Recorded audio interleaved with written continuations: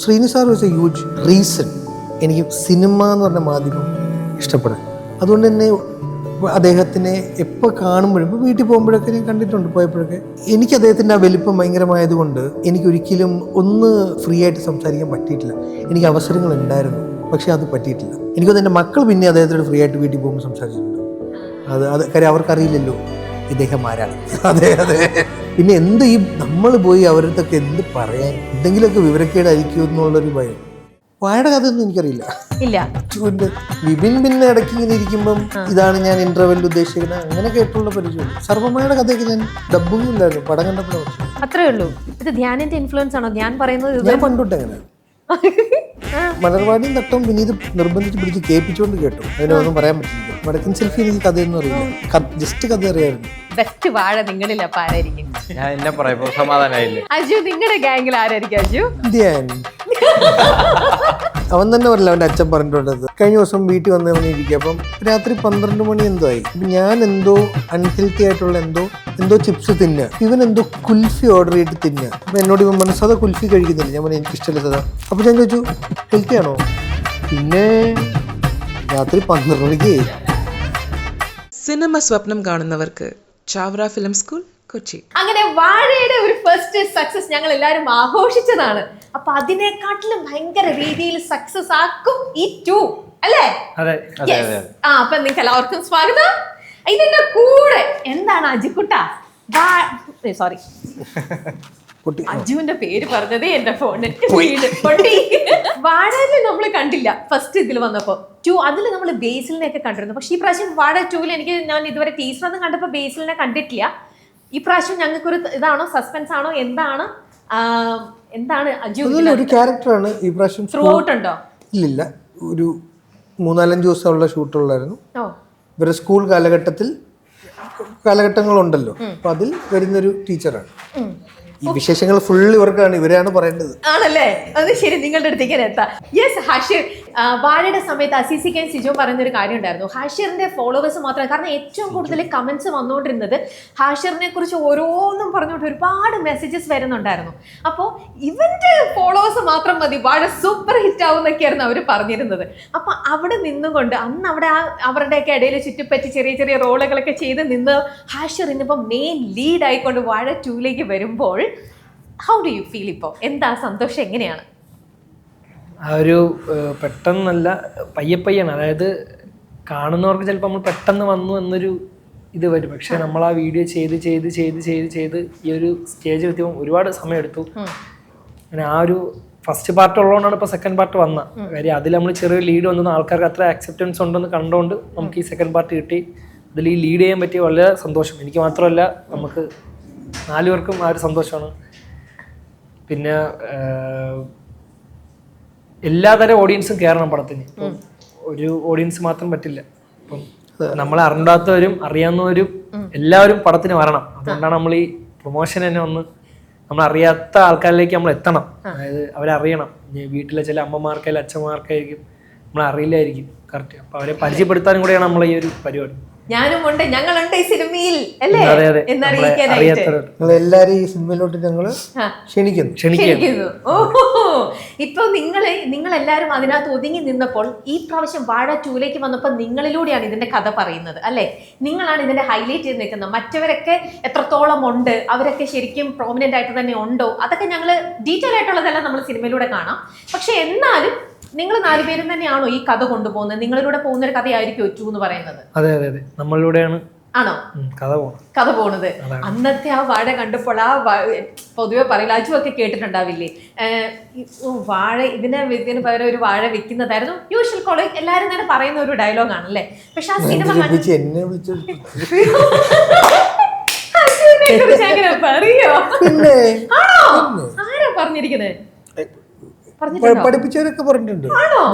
ഇവനെ വെച്ച സമയത്ത് വാഴ വെക്കാൻ. അപ്പൊ എന്തായിരുന്നു കേട്ടവരൊക്കെ പറയാ? ഇല്ല, അതൊരു സെയിങ് ആണല്ലോ. നമ്മൾ എന്തെങ്കിലും ചെയ്തില്ലെങ്കിലോ അത് വാഴ എന്ന് പറഞ്ഞാൽ എങ്ങനെയാണ് ആണുങ്ങളെ എപ്പോഴും അല്ലേ താത്തിക്കെട്ടാൻ ഉപയോഗിക്കുന്ന ഒരു പദമാണ്. അതെ.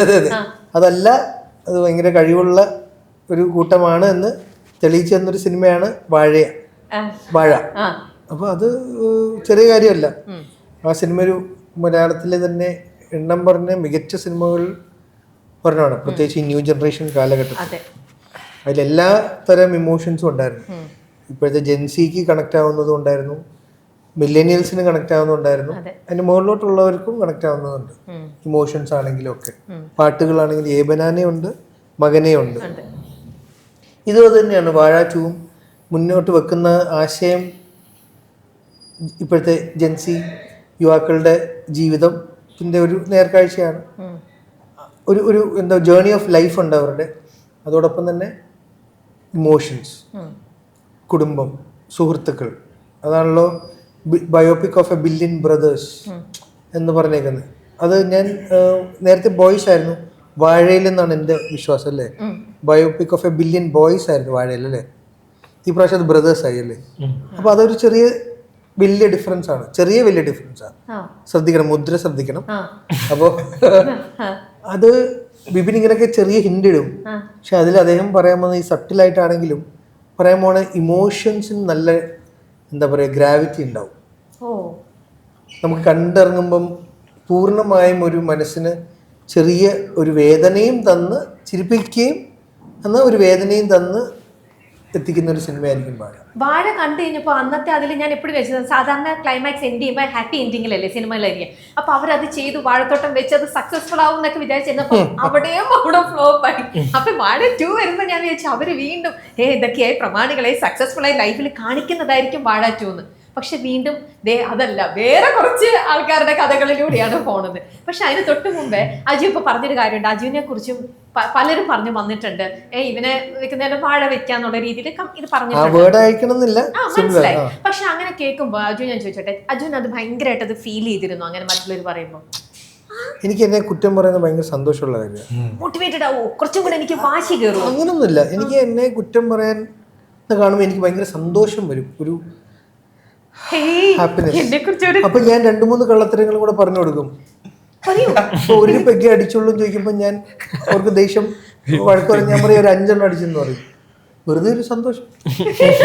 അത് ഇപ്പൊ എത്ര എണ്ണത്തിൽ തോറ്റം ചോദിക്കാൻ ഞാൻ ശരിക്കും 5 എണ്ണം തോറ്റിട്ടുള്ളെങ്കിൽ ഞാൻ 9 എന്നൊക്കെ പറയും. അല്ല, വീട്ടിൽ നിന്നാണെങ്കിലേ വഴക്ക് കിട്ടുള്ളൂ, വഴി കൂടെ പോകണ വഴക്ക് കിട്ടും. ഇപ്പം നമ്മുടെ അടുത്ത് ചിലര് ചോദിക്കില്ലേ സിനിമയില്ലേ, ഞാൻ ഇല്ലാന്ന് പറയും. അപ്പൊ ഒരു സന്തോഷം വരുമല്ലോ, അത് കാണുമ്പോ എനിക്ക് ഭയങ്കര സന്തോഷം. ഇപ്പോഴും അങ്ങനെ ചില സിനിമ പൊട്ടി എന്നൊക്കെ നമ്മുടെ അടുത്ത് മെസ്സേജ് അയക്കുമല്ലോ, നീ ഇന്റെ ക്യാരക്ടർ, അത് കാണുമ്പോ എനിക്ക് ഭയങ്കര സന്തോഷം. അയാളുടെ സന്തോഷം കാണുമ്പോ, അതുകൊണ്ട് എനിക്ക് നെഗറ്റീവ് റിവ്യൂസ് കാണുമ്പോൾ ഭയങ്കര സന്തോഷമാണ്. ഇല്ല, നമുക്ക് അറിയാവുന്നവരാണെങ്കിൽ കൊടുക്കും. പക്ഷെ എല്ലാവരും ഇപ്പൊ നമ്മൾ നെഗറ്റീവ് റിവ്യൂസ് പറയുമ്പോൾ എല്ലാവരും ചോദിക്കില്ലേ വിഷമം. എനിക്കത് അങ്ങനെ വരാറ്, എനിക്ക് തിരിച്ച് ഫീൽ ചെയ്യാറ്. വിനീതിനും ഇങ്ങനെ തന്നെയാ കേട്ടോ, ധ്യാനും ഇങ്ങനെ തന്നെയാന്ന് എനിക്ക് തോന്നുന്നത്. നമുക്കൊരു കൺസ്ട്രക്റ്റീവ് സാഡിസം എന്നതിന് വിനീത് ഞാനും പേരിട്ടേക്കണേ. സാഡിസം ആണ്, പിന്നെ അതൊരു ഉപദ്രവമില്ലാത്ത കാര്യമായതുകൊണ്ട് കൺസ്ട്രക്റ്റീവ് സാഡിസം. പക്ഷെ നിങ്ങളത് അങ്ങനെ എടുക്കുന്നത് വലിയൊരു മനസ്സ് തന്നെയാണ് ശരിക്കും. അല്ലെങ്കിൽ എത്രയോ വിഷമത്തിൽ പോകും. കാരണം ഓരോ സിനിമയും നിങ്ങൾക്ക് എല്ലാം എപ്പോഴും ഭയങ്കര എക്സ്പെക്ടേഷൻ ആണ്. പക്ഷെ എന്നാലും അജു ഇപ്പൊ പറയുമ്പോൾ അജു പറഞ്ഞു ഞാൻ നെഗറ്റീവ് റിവ്യൂസ് കണ്ടാലും ഇതൊക്കെ വരുമ്പോഴും തോൽവി വരുമ്പോഴും ഒക്കെ എനിക്ക് സന്തോഷമാണ്. പക്ഷെ ഒരിക്കൽ പോലും ശരിക്കും തുടക്കത്തിൽ വന്നിട്ടുണ്ട്, പിന്നെ അത് മാറിയത് ആണോ? അപ്പൊ അത് അങ്ങനെ മാറ്റിയെടുത്തതാണോ അജുവിന്റെ മനസ്സിനെ? നേരത്തെ പറഞ്ഞത് എൻ്റെ ഓൾറെഡി ഉണ്ടായിരുന്നു. ഈ എക്സാമിന് തോക്കുമ്പോൾ സിനിമയിലോട്ട് എനിക്ക് അതൊന്ന് കണക്ട് ആയി കിട്ടാൻ എടുത്തൊരു സമയം, അത്രേ ഉള്ളൂ. അത് കഴിഞ്ഞപ്പോൾ അതുമായി. നിങ്ങൾക്ക് എടുക്കാവുന്ന കാര്യമാണ്, ഉപദേശമാണ് ചേട്ടന്റെ കയ്യിൽ നിന്നും. നിങ്ങൾ എന്തൊക്കെ പഠിച്ചു, ഈ മാഷ് നിങ്ങളെ വന്ന് എന്തൊക്കെ പഠിപ്പിച്ചു? ഞാൻ തിരിച്ച അങ്ങോട്ടാ. ഇത്രയും സൂപ്പർ സ്റ്റാർസ് അല്ലേ അവര് നമുക്ക് അവരൊക്കെ അറിയാവുന്ന ഒരു വേൾഡും ലോകവും ഹ്യൂജാണ് അല്ലേ. അപ്പൊ അത് ഞാൻ ക്ലൂലെസ്സാ. ഇൻസ്റ്റയിൽ പോലും മറ്റേ തന്ത വഴിപാട്. അപ്പൊ അത് വെച്ചുകൊണ്ട് ഇവരിൽ നിന്ന് പ്രത്യേകിച്ച് അല്ലനായിട്ട് ഞാൻ കൂടുതൽ, അവനാണ് ഇതിൽ സംസാരം കൂടുതൽ. അപ്പൊ അവൻ്റെ അടുത്ത് ഉള്ള പല കാര്യങ്ങളും ആശിറാണെങ്കിലും ഇപ്പൊ വിനായകും അജിനും അങ്ങനെ മിണ്ടില്ല അധികം. സൈലൻസും വിനായകൊക്കെ ഗംഭീര പെർഫോമൻസ് ഉണ്ട്. അതിപ്പോ ഞാൻ ആ ഫൈറ്റിന്റെ ഇടയ്ക്ക് ഞാൻ പറയാ, അതൊരു ഫൈറ്റ് സീക്വൻസ് ഉണ്ട്, അതിലൊക്കെ ഇവര് മരിച്ചഭിനയിക്കുക എന്ന് പറയുന്നുണ്ട്. ദിലീപേട്ടൻ ആ വാക്കാ പറഞ്ഞത്, മരിച്ചഭിനയിക്കുക. മലർവാടി ചെയ്ത സമയത്ത് ദിലീപേട്ടൻ പൂജയ്ക്ക് കണ്ടതാ. പിന്നെ പാക്കപ്പ് പാർട്ടിക്ക് കാണുന്ന കൊച്ചിയിൽ, രണ്ടും കൊച്ചി ഷൂട്ടിന് വന്നേ ഇല്ല. മരിച്ചഭിനയിച്ചേക്കണേടാ എന്ന് പറഞ്ഞ എല്ലാവരും. ഒന്ന് വൈറ്റ് ഷർട്ടൊക്കെ ഇട്ട് നമ്മൾ ജസ്റ്റ് ഷേവ് കഴിഞ്ഞ് നല്ല ഫ്രഷ് ആയിട്ട് ഇരുന്ന ഞങ്ങൾ പാക്കപ്പ് പാർട്ടിക്ക് കണ്ടപ്പം ആ ചേട്ടാ എന്ന് പറയുമ്പോൾ അല്ല ചേട്ടാ ഞങ്ങളാന്ന് പറഞ്ഞു. എന്താണ് ഇങ്ങനെ ടാൻ അടിച്ചിട്ട് അല്ലേട്ടാ മരിച്ചഭിനയിക്കണം എന്നല്ലേ പറഞ്ഞത്. അപ്പൊ അത് ഇവര് ചെയ്തിട്ടുണ്ട്. അത് വാലിഡേറ്റ് ചെയ്ത് തന്നെ പറയാ, ഇവര് അവർക്ക് കിട്ടിയ ആ ചാൻസ് നന്നായി ഉപയോഗിച്ചിട്ടുണ്ട്. അലനെ കുറിച്ചാണ് ഇപ്പൊ പറഞ്ഞത് തന്നെ. അലൻ ഇപ്പൊ ഇവിടെ തന്നെ അതെ ബ്ലാക്ക് കാറ്റ്സിന്റെ ഇടയിൽ ഇദ്ദേഹം ഒരു ഡാർക്ക് ബ്ലൂ ആണ്, പക്ഷെ എന്നാലും അതിനിടയിൽ ചേർന്ന് മാച്ച് ചെയ്യുന്ന രീതിയിൽ കളർ ഷർട്ട് ഓടിപ്പോയി അലൻ ഇട്ടിട്ട് വന്നു. അങ്ങനെ ഇട്ട് ഇവിടെ തിളങ്ങണം ഓർത്തോണ്ട് ഇവിടെ വന്നിരിക്കുകയാണ്. ഇട്ടിട്ട് വന്നല്ല, കഴിഞ്ഞ ഇന്റർവ്യൂവിൽ അവർ ഇരുത്തിയില്ല. ഞാൻ നോക്കിക്കൊണ്ടിരിക്കുകയായിരുന്നു. ഇവര് 4 പേരും ഞാനിങ്ങനെ നോക്കിക്കൊണ്ടിരിക്കുക. ഭയങ്കര വിഷമമായിരുന്നു പുറത്ത് നിന്ന് കണ്ടോണ്ടിരിക്കാൻ. ആ ഇന്റർവ്യൂവിന്റെ വോയിസ് എടുക്കുമ്പോൾ അറിയാൻ പറ്റും ബാക്കിൽ ഞാനാ സംസാരിക്കുന്നത് കൂടുതൽ ഇവരുടെ ഇത് നമ്മൾ റാൻഡം ആയിട്ട് ഇട്ടോണ്ടിറങ്ങിയതാ. അതായത് ഇന്റർവ്യൂസ് ഇങ്ങനെ നടന്നോണ്ടിരിക്കുക. ചിലപ്പോ ഞാനും അജിച്ചേട്ടൻ ആശീർവാദം കയറുന്ന അപ്പുറത്ത് വിനായക് സുധീഷ് ചേട്ടനും പിന്നെ ഇവരൊക്കെ ഇരിക്കുന്നത്. അപ്പം നോക്കിയില്ല അങ്ങനെ. അപ്പൊ ഇവര് എല്ലാരും കറുപ്പിട്ടോണ്ടിറങ്ങി അങ്ങനെ വന്നു എല്ലാട്ടല്ല. അപ്പൊ ഞാൻ പിന്നെ ഇത് ഇപ്പം പണ്ടേ ഇങ്ങനെ നമ്മളത് പറഞ്ഞില്ലേ, എല്ലാരോടും ഞാൻ ഒരു കളർ സെറ്റ് ചെയ്ത് ഡ്രസ് ഇട്ടിട്ട് വരാൻ പറയും.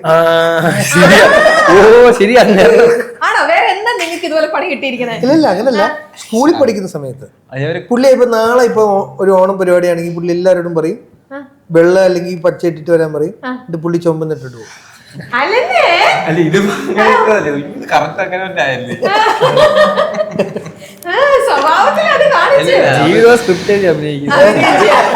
വിനായകൻ അങ്ങനെ എന്തെങ്കിലും ഒരു അനുഭവം അലന്റെ കിട്ടിയിട്ടുണ്ടോ? ശബ്ദം ഞങ്ങൾ കേക്കട്ടെ.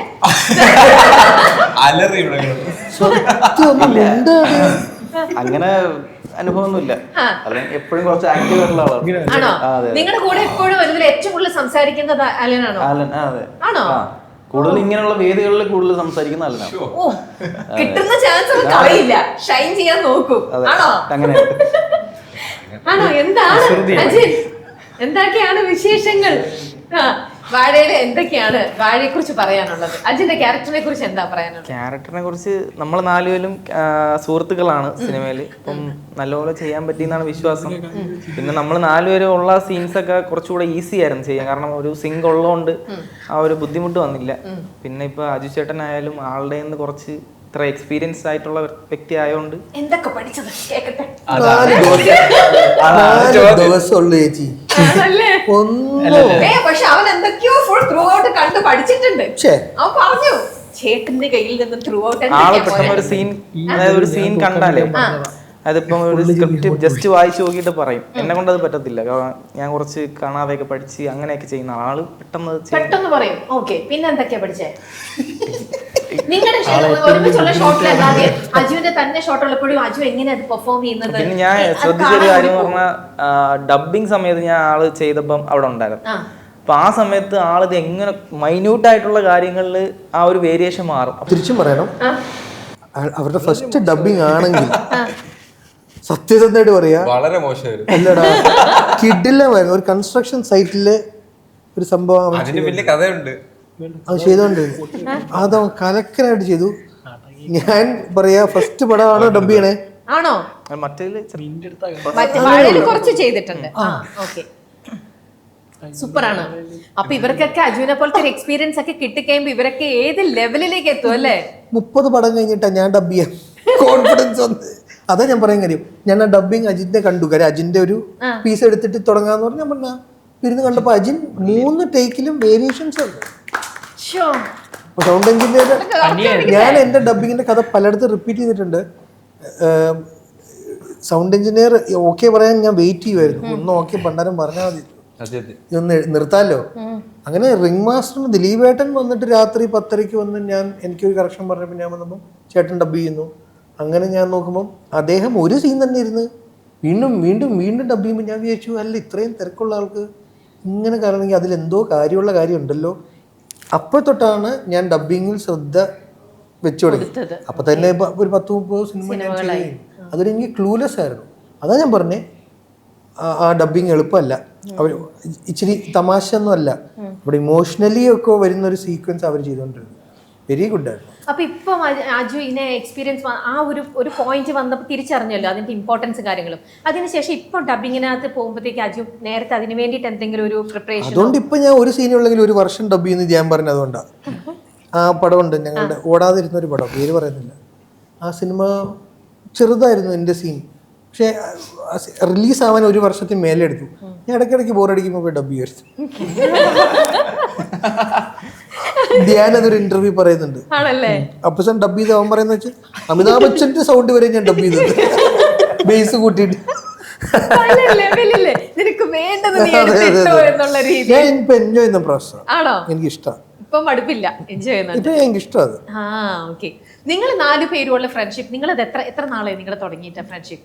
8ാം ക്ലാസ് തൊട്ട് ഞാനും അജിനും, +1 +2 വിനായക് വന്നു. അത് കഴിഞ്ഞിട്ട് കോളേജ് കഴിഞ്ഞിട്ട് അലം വന്നു. കാര്യം നിരത്തി പറഞ്ഞ ലാസ്റ്റ് കൂട്ടിയ ആളാണ് അല്ലേ? പക്ഷെ അങ്ങനെയാണ്. അതുകൊണ്ട് ഇപ്പൊ നിങ്ങളുടെ ഇടയിൽ ഏറ്റവും കൂടുതൽ സ്മാർട്ട് ആയിട്ട് നിൽക്കാൻ നിൽക്കും എങ്ങനെയെങ്കിലും ഒരു വേദിയിലൊക്കെ കയറി സംസാരിക്കാനും പോഡ്കാസ്റ്റ് ചെയ്യാനും അങ്ങനെ സംസാരിക്കാനൊക്കെ ഭയങ്കര ഇഷ്ടമുള്ള ആങ്കർ ആണല്ലേ. അപ്പൊ ആങ്കറിംഗ് ഒക്കെ ഭയങ്കര താല്പര്യമുണ്ടോ? അതെ. ആണോ? അതാ ഞാനാണോ? നിങ്ങൾ ഫസ്റ്റ് നിങ്ങളുടെ വീഡിയോസ് ഒക്കെ ചെയ്തു തുടങ്ങിയത് ഫോണിൽ തന്നെയായിരുന്നോ? അല്ലേ? അപ്പൊ അവിടെ നിന്നും പിന്നെ നിങ്ങൾ ക്യാമറയിലൂടെ ഷൂട്ട് ചെയ്ത് തുടങ്ങി? ഫോണിൽ തന്നെയായിരുന്നു ഫുള്ള്. പക്ഷെ അത് കഴിഞ്ഞിട്ട് നിങ്ങൾ സിനിമയിലേക്ക് വന്നു. അത് കഴിഞ്ഞിപ്പോ നിങ്ങൾ മെയിൻ ലീഡ് ആയിക്കൊണ്ട് വരുന്നു. അപ്പൊ ആ ഒരു ഗ്രോത്ത് എന്ന് പറയുന്നത് ശരിക്കും നിങ്ങളൊക്കെ ഓരോ സീരീസ് ചെയ്യുമ്പോഴും നിങ്ങളുടെ മനസ്സിൽ സിനിമ തന്നെ ആയിരിക്കുമല്ലോ അല്ലേ? ഈ അജു ഒക്കെ ചെയ്തു വെച്ചിരിക്കുന്ന ഓരോ കഥാപാത്രങ്ങളൊക്കെ കാണുമ്പോൾ നിങ്ങൾക്ക് മോഹം തോന്നിയിട്ടുണ്ടാവും സ്വാഭാവികമായിട്ടും. അങ്ങനെ നിങ്ങളിപ്പോ നാളത്തെ April 2 ബിഗ് സ്ക്രീനിൽ നിങ്ങളിലൂടെ നമ്മളെല്ലാം നിങ്ങളെ കാണുകയാണ്. ആ ഒരു സന്തോഷം, ആ ഒരു ഹാപ്പിനെസ്, ആ ഒരു എക്സൈറ്റ്മെന്റ് എത്രത്തോളം ഉണ്ട്? എത്രത്തോളം എന്ന് പറഞ്ഞാൽ അത് എങ്ങനെ പ്രകടിപ്പിക്കണമെന്ന് അറിയാൻ വയ്യ. പക്ഷെ നിങ്ങളെ കണ്ടിട്ട് എല്ലാവരും ഇങ്ങനെയാണ് ഇരിക്കുന്നത്. അതുകൊണ്ടാണ് പറഞ്ഞ ഈ വീഡിയോയിൽ കാണുന്ന ഒരു ഇതല്ല. എനിക്ക് മനസ്സിലായില്ല. അതാ അവര് പറയുന്നത്, അതായത് ഇവരുടെ വീഡിയോസിൽ ഇവര് ഭയങ്കര തമാശ, ജീവിതത്തിൽ ഇപ്പൊ ഫുൾ ടൈം അങ്ങനെ പറഞ്ഞുകൊണ്ടിരിക്കാൻ പറ്റില്ലല്ലോ. അപ്പൊ ഇവർക്ക് ഭയങ്കര സന്തോഷമുണ്ട്. ഇപ്പൊ പ്രേക്ഷകർ എക്സ്പെക്ട് ചെയ്യുന്ന ഒരു സന്തോഷ പ്രകടനം ചിലപ്പോൾ ഇവരിൽ നിന്ന് ഉണ്ടാവില്ല. അത് ഉള്ളിൽ അവര് കുറച്ചും കൂടി താങ്ക്ഫുൾ ആണ്. അവർക്ക് ഈ ഒരു വലിയ അവസരം കിട്ടിയതിനെ കുറിച്ച് അത് ഞാൻ പറയണം. ഞാൻ കണ്ട കാഴ്ചയാണ്. അവരാ കിട്ടിയ അവസരം വളരെ നന്നായി സൂക്ഷിച്ചു. ഇവര് മാത്രമല്ല, അവിടെ ഉണ്ടായിരുന്ന എല്ലാ കുട്ടികളും. അവർക്ക് ഇങ്ങനത്തെ ഒരു ഓപ്പണിംഗ് വാഴ പോലത്തെ ഫ്രാഞ്ചൈസിലും അവരെല്ലാവരും സിസ്റ്ററായിട്ട് അഭിനയിച്ചൊരു കൊച്ചുണ്ട്. ഗ്ലിസറിൻ ഇട്ട് കരച്ചില്ല കൊച്ചൊരു അടി കിട്ടിയിട്ട് സീന. ഗ്ലിസറിൻ ഞാൻ നോക്കിയിട്ട് കരയും, ഗ്ലിസറിൻ കണ്ണീര് വരുന്നില്ല. റീടേക്ക് പല ആംഗിളിൽ നിന്നൊക്കെ എടുക്കുമല്ലോ. അവസാനം ആ ക്ലോസ് എടുക്കുന്ന ലാസ്റ്റ് ആയിരുന്നേ പാവത്തിൻ്റെ. അവസാനം ഈ കുഞ്ഞിന് കണ്ണുനീര് വരുന്നില്ല. അവസാനം ഞാൻ നോക്കുമ്പോൾ നമ്മുടെ അസോസിയേറ്റ് റെജി ഇല്ലേ, ചൂരിൽ ഇങ്ങനെ വെച്ചേക്കുന്നു. ഇതിൽ നോക്കിയിട്ട് കണ്ണ് കുറിപ്പിച്ചോ അപ്പൊ കരച്ചിൽ വരില്ല. എടാ തലവേദന എടുക്കില്ല, വേറെ എന്ത് ചെയ്യാനാ കുഞ്ഞിന് വരുന്ന. നമ്മൾ ഗ്ലിസറിൻ കൊടുത്ത് ഗ്ലിസറിനൊക്കെ വറ്റി ഫുള്ളിട്ടിട്ട്. അപ്പൊ അത്രയും ആ 8ലും 9ലും പഠിക്കുന്ന ഒരു കുഞ്ഞ് ഇപ്പൊ 8ല്. അപ്പൊ അങ്ങനെ ഓരോരുത്തരും ആ ചാൻസ് എന്താ പറയാ റൈറ്റ് ആയിട്ട് യൂട്ടിലൈസ് ചെയ്തിട്ടുണ്ട്. ആത്മാർത്ഥമായിട്ട് അവർ ചെയ്തിട്ടുണ്ട്. ഓക്കെ. ഹാഷിർ, നിങ്ങളിപ്പോ മൊത്തം എത്ര വീഡിയോസ് ചെയ്തിട്ടുള്ളൊരു കൗണ്ട് ഉണ്ടോ? ഇല്ല. അങ്ങനെ ഒന്നുമില്ല, കുറേ ചെയ്തിട്ടുണ്ടല്ലോ. ഒരുപാട്.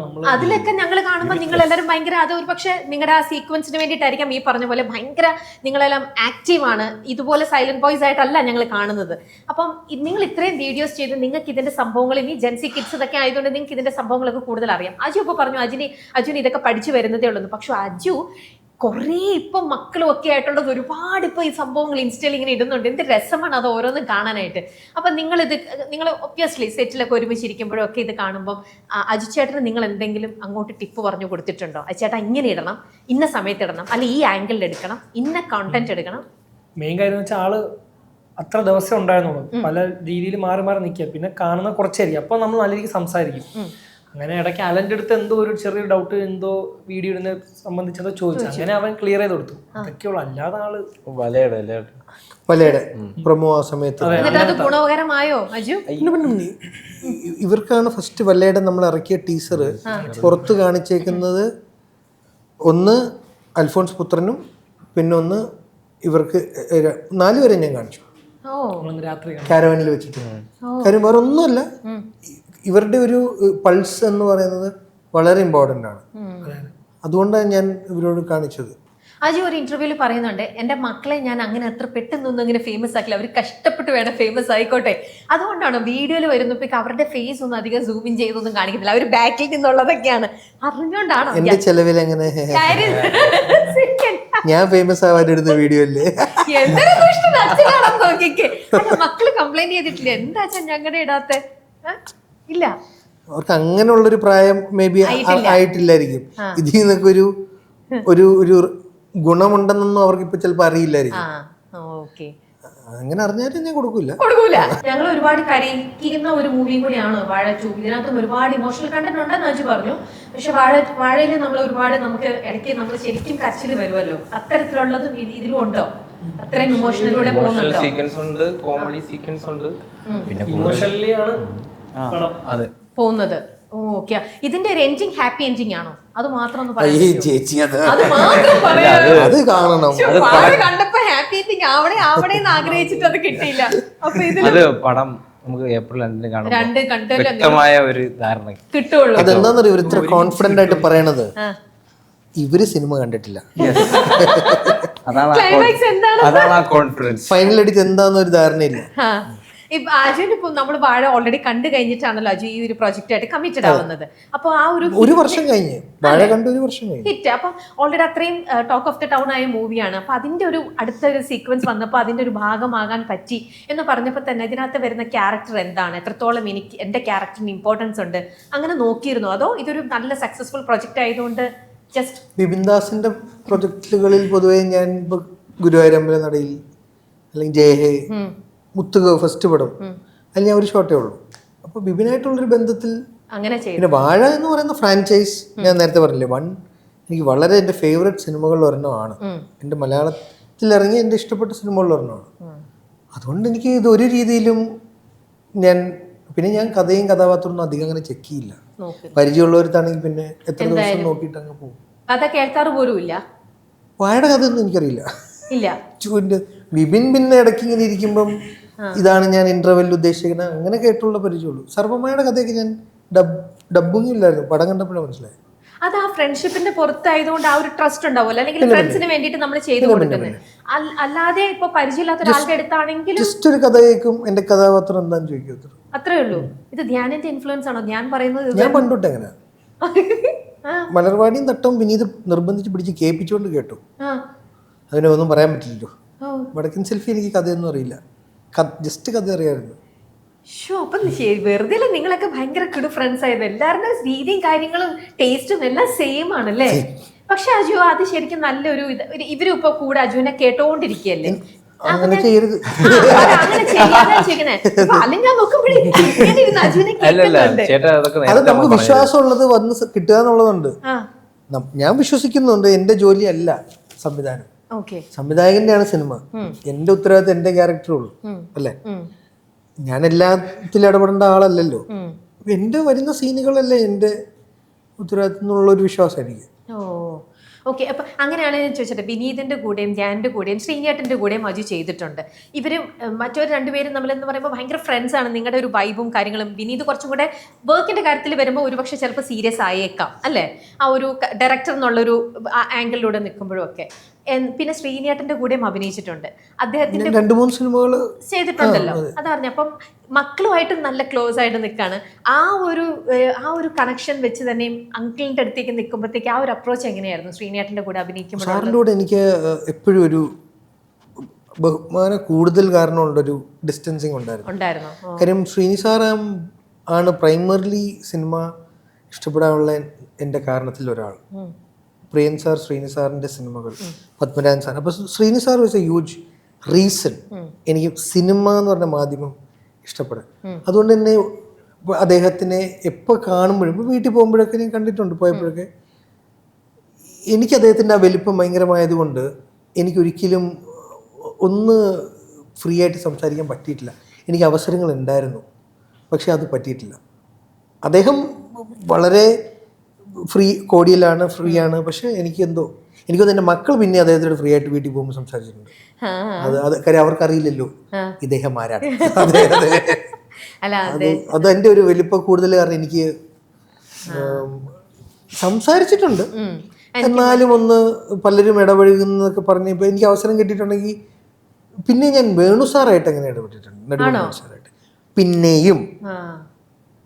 പക്ഷെ എന്നാലും ജനാർദ്ദൻ ചേട്ടനായിട്ടുണ്ട് പിന്നെയും ഞാൻ ഇടപെട്ടിട്ടുണ്ട്. ശ്രീൻ സാറായിട്ട് പറ്റിയിട്ടില്ല. അതൊരു പക്ഷേ ഇവരുടെ കൂടെയുള്ള ഫ്രണ്ട്ഷിപ്പ് അത്രയും ഇതായതുകൊണ്ടാണോ? അല്ലല്ല, അത് ഇവരുടെ ഫ്രണ്ട്ഷിപ്പ് അതിന്റെ വിസിബിലിറ്റിയിലേ അപ്പം ഇല്ല. ബിക്കോസ് ഞാൻ വിനീതിനെ ആദ്യം കാണുമ്പോൾ തന്നെ ഞാൻ പറഞ്ഞത് എനിക്ക് സാറിൻ്റെ പോലെ ഒരു സിനിമ ചെയ്യാൻ പറ്റുന്ന ഒരു റൈറ്റർ ആവുന്നതായിരുന്നു എൻ്റെ ഏറ്റവും വലിയ. അപ്പോൾ അതായിരുന്നു എൻ്റെ ഡ്രീം. പക്ഷെ അതൊക്കെ നടക്കില്ല, നമ്മൾ വഴികളിൽ മനസ്സിലാക്കി. പക്ഷെ അതുകൊണ്ട് തന്നെ for the legendary person he is, അത് എനിക്കൊരു ഭയങ്കര ഡിസ്റ്റൻസ് ഉണ്ടാക്കി. റെസ്പെക്ട് കൂടിയിട്ട് ഒരു ഡിസ്റ്റൻസ് അങ്ങോട്ട് അടുക്കാനും വയ്യ. അടുത്തൊക്കെ സംസാരിക്കും, സുഖവിവരം തേടി അങ്ങ് നിർത്തും. പിന്നെ എന്ത് ഈ നമ്മൾ പോയി അവരടുത്തൊക്കെ എന്ത് പറയാൻ, എന്തെങ്കിലുമൊക്കെ വിവരക്കേടായിരിക്കും എന്നുള്ളൊരു ഭയം മനസ്സിലാക്കാവുന്നതേ ഉള്ളൂ. അങ്ങനത്തെ ഒരു ഭയം തോന്നിയോ അലിൻ അജുവിനെയൊക്കെ? എനിക്ക് ഇവനോട് സംസാരിക്കുമ്പോൾ തോന്നാറുണ്ട് പലപ്പോഴും. അലിനാണല്ലോ ഇന്ന് ഫുൾ താരം. അലിൻ എന്തൊക്കെയാ തോന്നിയത്? നോക്കട്ടെ, എന്താ തോന്നിയേ? എന്താ ചോദിച്ചതാ? കുട്ടി ക്ലാസ്സിൽ ശ്രദ്ധിക്കുന്നില്ല കേട്ടോ.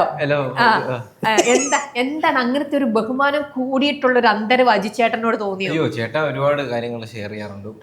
അതായത് നേരത്തെ പറഞ്ഞ പോലെ കുറച്ച് സമയങ്ങളുള്ളെങ്കിലും ചേട്ടൻ ഒരുപാട് ചെറിയ ചെറിയ കാര്യങ്ങളായാലും ഷെയർ ചെയ്യാറുണ്ട്. ബഹുമാനത്തിൽ ഒരു ചേട്ടൻ ഒരുപാട് പടങ്ങൾ കണ്ട നമ്മള് അജിച്ചേട്ടൻ ഏറ്റവും ഇഷ്ടപ്പെട്ട മൂവി ഏതാ? എനിക്ക് വടക്കൻ സെൽഫിയാണ് ഇഷ്ടം, ഭയങ്കര ഇഷ്ടമുള്ളത്. എനിക്ക് തട്ടത്തിമറയത്ത്. ആണോ? ഇദ്ദേഹത്തിനും തട്ടത്തിമറയത്ത്. വടക്കൻ സെൽഫിയാണ് ഫേവറേറ്റ്. ഭയങ്കര രസമാണ് അതാണ്. അതുകൊണ്ടാണ് ചേട്ടൻ്റെ ഓരോ പടങ്ങളും പിന്നെ അതൊക്കെ കണ്ടില്ല നമ്മള് വളർന്നു വന്നത്. അല്ല വളർന്നു വന്നത് അത്രയും പ്രായമുണ്ടെന്നല്ല, ആയിരിക്കൂടാ.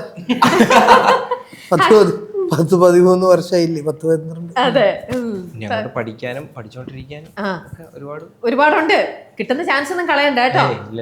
ഹാഷിർ, നിങ്ങളുടെ ഓരോ കണ്ടന്റ് നിങ്ങൾ ചെയ്യുമ്പോൾ അതിന്റെയൊക്കെ കംപ്ലീറ്റ് കഥ ചെയ്യുന്നത് അല്ലെങ്കിൽ ഏത് രീതിയിൽ എന്ത് മാറ്റർ ആണെന്നൊക്കെ ഉള്ളത് തീരുമാനിക്കുന്ന ഹാഷിർ തന്നെയാണോ?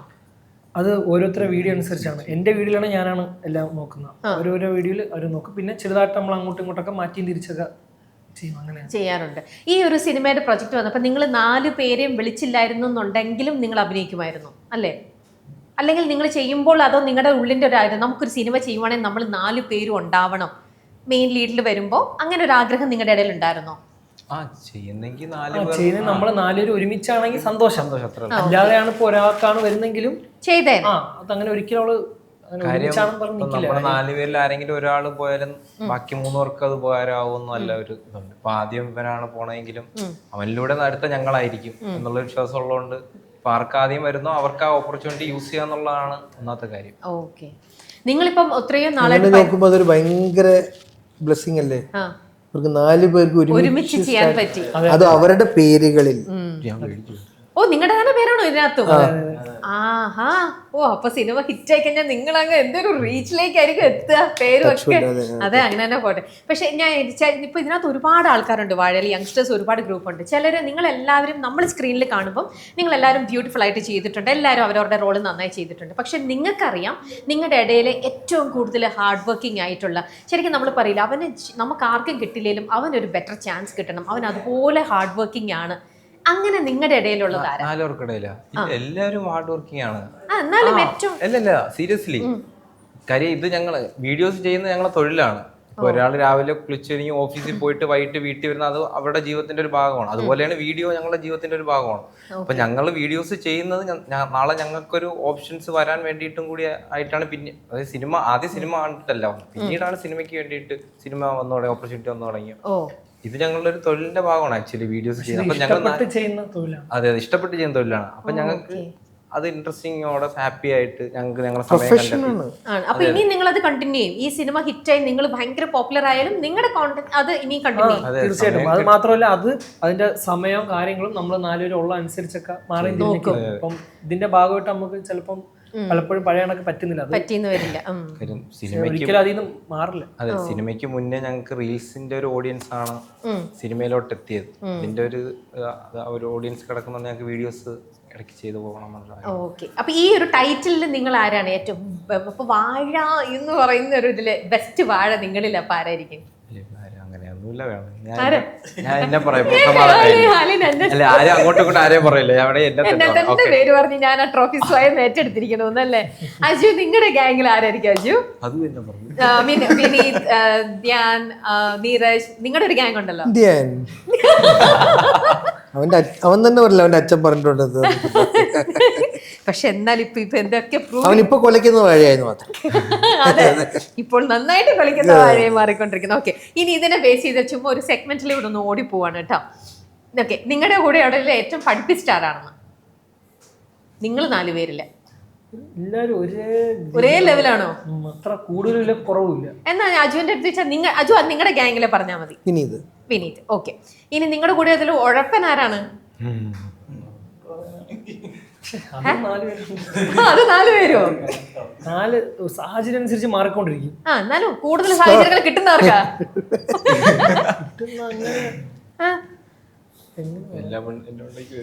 എനിക്ക് തോന്നുന്നു അലനാണോ? അലനാണ് മോനെ എല്ലാ ട്രോഫിയും കിട്ടിക്കൊണ്ടിരിക്കുന്നത്. അവനിഷ്ടം അങ്ങനെയൊക്കെ പറയാറുണ്ട്. പറയാൻ കുറച്ച് പേരുകൾ എന്റെ പേരിൽ കിടന്നോട്ടെ. ഓക്കെ, അജു നിങ്ങളുടെ ഇതിലാണെങ്കിലോ? ഓക്കെ, വാഴ പറഞ്ഞു. ഓക്കെ,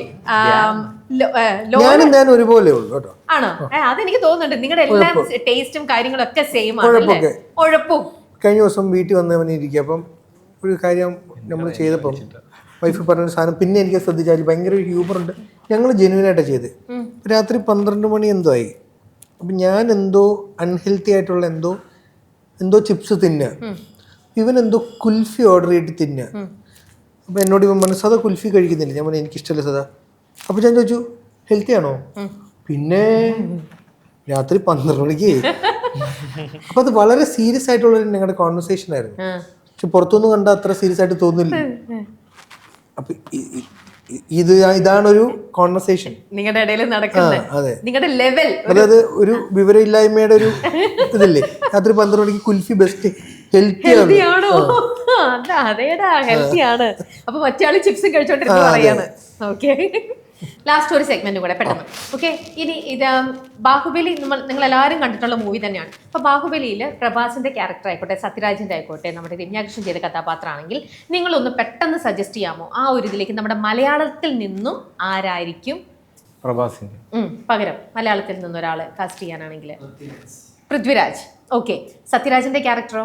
അങ്ങനെ ലാൽ സാർ താടി. ഓക്കെ, രമ്യാകൃഷ്ണന്റെ കഥാപാത്രം? രമ്യാകൃഷ്ണൻ തന്നെ അല്ലേ? മലയാളത്തിൽ എല്ലാവർക്കും അറിയാമല്ലോ. അതെ, അങ്ങനെ ഇരിക്കട്ടെ. വാഴ എത്രത്തോളം ഹിറ്റ് ആയിരുന്നോ അതിന്റെ ഡബിൾ ഹിറ്റ് ആവട്ടെ എന്ന് ആശംസിക്കുന്നു കേട്ടോ. So wishing all the best. Thank you. Cinema സ്വപ്നം കാണുന്നവർക്ക് ചാവറ ഫിലിം സ്കൂൾ, കൊച്ചി.